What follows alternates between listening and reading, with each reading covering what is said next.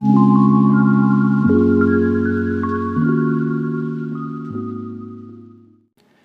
Video के अंदर मैं आपको लोटस होम्स 111 111 सेक्टर की कंप्लीट डिटेल्स देने वाला हूँ। क्या प्रॉब्लम्स हैं, क्या फ़ायदे हैं, क्या रेंटल यील्ड है, इन फ्यूचर क्या एप्रिसिएशन है, सारी चीज़ें बताऊंगा। तो सबसे पहले मैं स्क्रीन पे जो आपको दिख रहा है ये रेड कलर का मार्किंग है।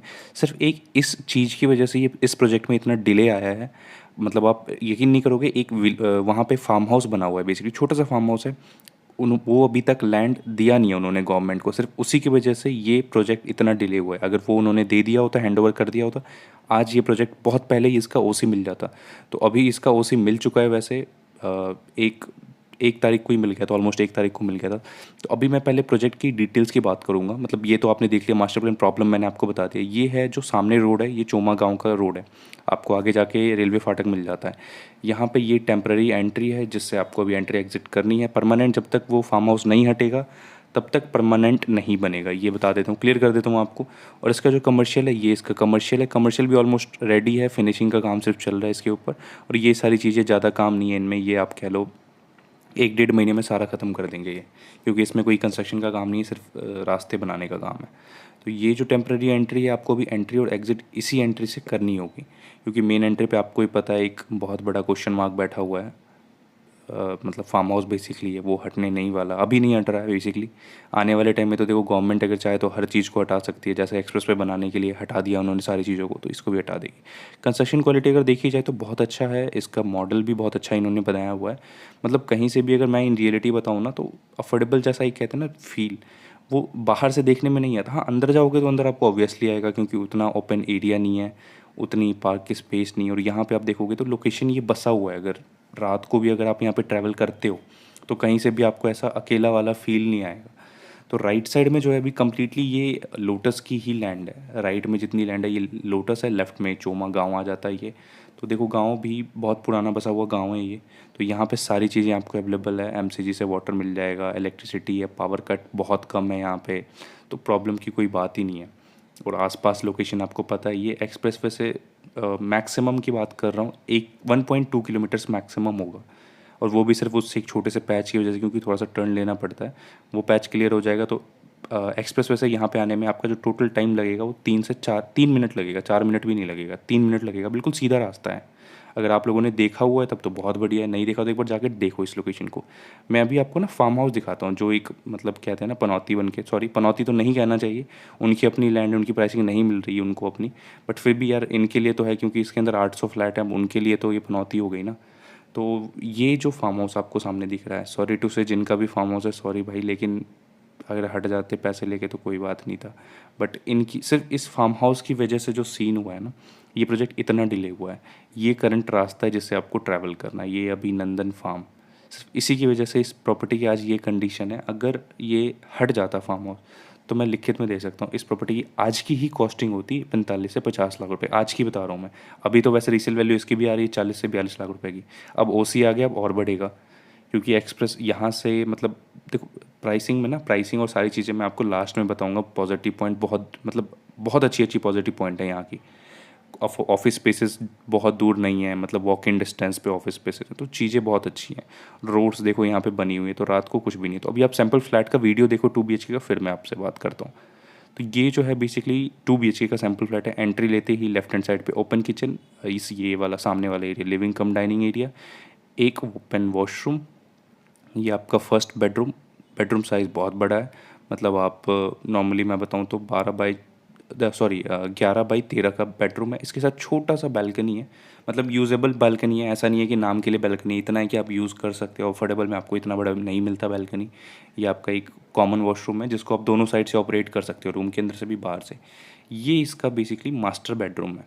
साइज़ इसका नॉर्मली ये 11 बाई 12 का है, मतलब ज़्यादा बड़ा देखो नहीं है, लेकिन इतना है कि आपको कहीं से भी कोई प्रॉब्लम नहीं आएगी। वॉशरूम साइज़, वॉशरूम इसका बहुत अच्छा है। मतलब मैं नॉर्मली अगर बताऊँ अफोर्डेबल से थोड़ा सा बड़ा है, बट ये इसमें एक इन्होंने डिफ़ॉल्ट ही क्या किया है, बैल्कनी जो है इनकी छोटी है थोड़ी सी मास्टर बेडरूम की। और पार्क आप देख रहे हो सेंटर में कितना अच्छा पार्क है। मुझे ये इस टाइप के पार्क ना बिल्कुल बहुत, मतलब कह लो फेवरेट कहते हैं ना, वो हैं। क्योंकि जब छोटे-छोटे पार्क में बाँट मतलब टुकड़ों में बाँट दोगे ना, सोसाइटी की फ़ील नहीं आती कहीं से, इसीलिए पूरा एक पार्क करके तो बहुत अच्छा लगता है। वॉशरूम की फिटिंग्स भी इन्होंने एवरेज लगाई हुई, वो आपको चेंज करवानी पड़ेगी। तो अभी मैं इसके ऊपर ना एक सबसे मतलब मेन पॉइंट के ऊपर आता हूँ। अगर आप लोग को स्क्रीन पे दिख रहा होगा, 3 मास्टर प्लान है। एवीएल, लोटस और ग्लोबलाइट, इन तीनों का मास्टर प्लान बिल्कुल सेम है, बिल्कुल डिट्टो सेम है। आप स्क्रीन पे आप देख रहे हो, आप गूगल कर सकते हो, ये चीज़ चेक कर सकते हो। Lotus Homes AVL sector 36A, Global Height 33, south of Gurgaon Sohna, इन तीनों का 2 BHK मतलब डिट्टो बिल्कुल सेम है। एक स्क्वायर फीट का भी डिफरेंस नहीं है। हाँ, मतलब ग्लोबल हाइट थोड़ा सा छोटा है, बट बिल्कुल डिट्टो तीनों सेम है, आप नेट पे चेक कर सकते हो। तो अभी मैं पॉजिटिव पॉइंट के ऊपर आता हूँ, इस प्रोजेक्ट में क्या क्या पॉजिटिव पॉइंट है।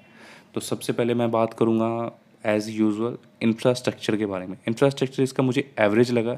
रीज़न क्या है कि इसके बिल्कुल पीछे की साइड ना एक मतलब एक सोसाइटी है बेसिकली, उसकी वजह से जो लेफ्ट हैंड साइड वाले टावर्स हैं ना, उनका मतलब कह लो ब्लॉक हो गया कम्प्लीटली। वो ना विंड की भी प्रॉब्लम आएगी और सनलाइट की भी प्रॉब्लम आएगी। तो एक कह सकते हैं ये मुझे थोड़ा सा वैसे लगा। वैसे सोसाइटी में देखो कोई प्रॉब्लम नहीं है, मेन जो होता है ग्रीनरी सेंटर में दी हुई है, फैसिलिटीज़ ऑलमोस्ट सारी दे रहे हैं ये, एमिनिटीज़ कुछ भी नहीं है अफोर्डेबल में नहीं होती। सेकंड पॉइंट जो इसके अंदर है, सेकंड पॉइंट है कंस्ट्रक्शन। कंस्ट्रक्शन क्वालिटी इन्होंने माई-वन यूज़ किया है इसके अंदर। आप फिजिकली जब जाके देखोगे आपको पता चल जाएगा। तो माई-वन कंस्ट्रक्शन की वजह से क्या है, कंस्ट्रक्शन में कहीं से भी कोई प्रॉब्लम नहीं आने वाली, क्योंकि अभी गुड़गांव के अंदर 90% ऑलमोस्ट 90% मतलब एग्जैक्ट तो नहीं, 90% के आसपास ऑलमोस्ट सारे ही अफोर्डेबल में माई-वन यूज़ हो रहा है। कुछ एक अफोर्डेबल है जिसमें एएसी ब्लॉक्स यूज़ हो रहा है, ब्रिक्स तो अब नए वाले में किसी में भी नहीं हो रहा। तो ये second point. Third point greenery space. इसके अंदर जो ग्रीनरी स्पेस है वो सफिशियंट है, मतलब 800 फैमिलीज़ के लिए इतना ग्रीनरी स्पेस है। वैसे तो कम पड़ेगा, देखो रियलिटी बताऊँ तो कम पड़ेगा, बट कहते हैं ना जितना मिल जाए उतना काफ़ी है, क्योंकि कई बिल्डर्स तो इतना भी नहीं दे रहे।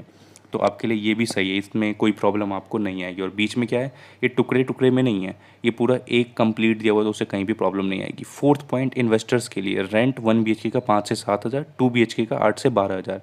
ये मैं 2021 का बता रहा हूँ। 2023 में ये रेंट 1 BHK का 10,000 से 10,000 मिनिमम की बात कर रहा हूँ, कम से कम। क्योंकि मैं लास्ट में एक पॉइंट बताऊंगा क्यों होगा उसका रीज़न।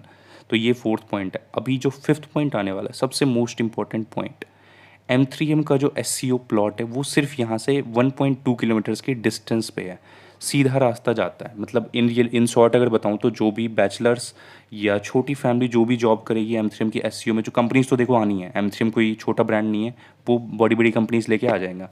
जब कंपनीज वहाँ पे आएंगी तो जो वहाँ पे जॉब करेंगे, हर कोई देखो पूरी के अंदर अफोर्ड नहीं कर सकता रहना, पूरी ही यहाँ पे सोसाइटी है, तो रेंट कम और प्लस लोकेशन थोड़ा कम की वजह से वो स्ट्रेट रास्ता है। आप ये देखोगे M3M लेफ्ट वाला है, राइट में आपका लोटस है, बिल्कुल स्ट्रेट रास्ता है। तो रेंटल यहाँ पे बहुत अच्छी आएगी, अभी नहीं आएगी, टाइम लगेगा 2 साल 3 साल, जब भी लोकेशन डेवलप होगा उस टाइम पे आएगी।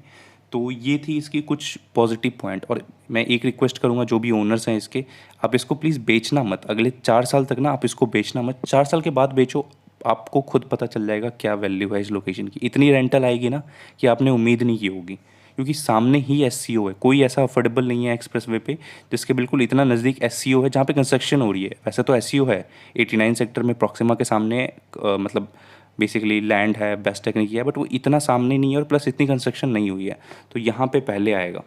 सो ये था कुछ आपका पॉजिटिव पॉइंट। नेगेटिव पॉइंट इस सोसाइटी में कुछ है नहीं, एक वो जो फ्रंट रोड वाला है उसको मैं नेगेटिव नहीं मानता, वो आजकल में हट जाएगा। तो thank you for watching this video till here, और मिलता हूँ आपको अगले किसी वीडियो में।